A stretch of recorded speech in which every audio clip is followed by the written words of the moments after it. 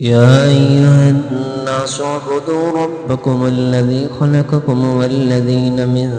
قبلكم لعلكم تتقون الذي جعل لكم الأرض فراشا والسماء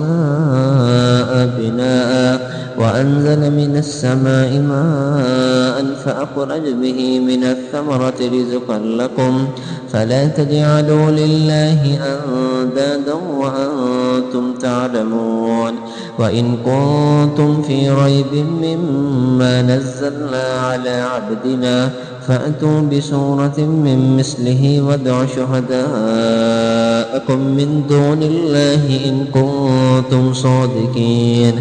فإن لم تفعلوا ولن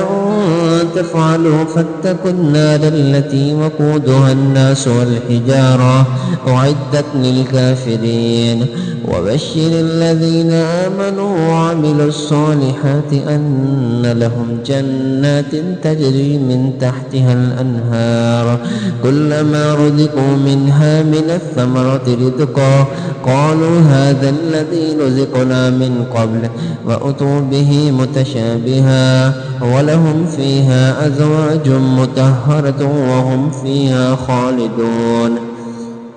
إن الله لا يستحيي أن يضرب مثلا ما بعوزا فما فوقها فأما الذين آمنوا فيعلمون أنه الحق من ربهم وأما الذين كفروا فيقولون ماذا أراد الله بهذا مثلا يضل به كثيرا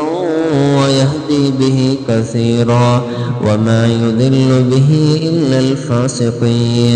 الذين ينقضون عهد الله من بعد ميثاقه ويقطعون ما أمر الله به أن يوصل ويفسدون في الأرض أولئك هم الخاسرون وكيف تكفرون بالله وكنتم أمواتا فأحياكم ثم يميتكم ثم يحييكم ثم إليه ترجعون هو الذي خلق لكم ما في الأرض جميعا ثم استوى إلى السماء فسواهن 7 سماوات وهو بكل شيء عليم.